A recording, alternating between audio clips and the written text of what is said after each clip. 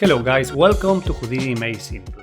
In this quick tutorial, I want to go over how to set up a Studio 3-point light system in Houdini and Karma. So first, quick overview of the setup, just a shader ball divided in exterior and interior, and then the backdrop.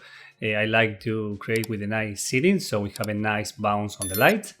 So if we go to the top view in the viewport, we have the camera facing the object in the center. I want to create three lights. One is going to be the key light right next to the camera, in this case on the right side, facing the object. Then want to have a fill light. This one is going to be a bit bigger in size, so we can create soft shadows. And then want to have a backlight.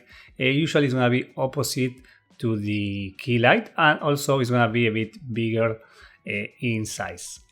So the key light is going to be the primary light source, and it's going to create the overall exposure. Typically, you're going to set this 45 degrees to the camera and a bit above the level of the object, and you can play with the size of your light.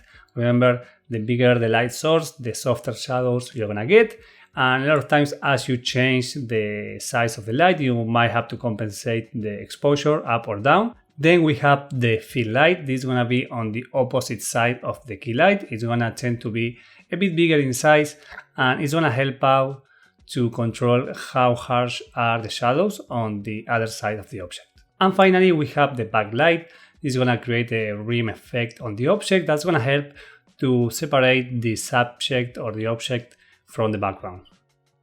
And if we go and activate Karma XPU, we can see the final lighting and how the shadows are working. We can go to the camera and see that we have a nice shadow. They are not too hard, they are not too soft, so it's like a nice balance. And this kind of lighting is going to help us to kind of see the volume on the object without having too hard shadows.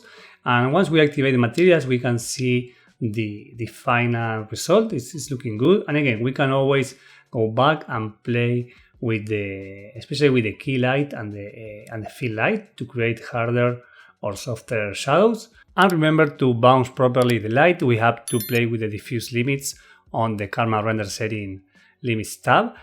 So we can go, and if we bring this back to 0, we can see we have no bouncing of the light, so it's gonna look everything a bit darker.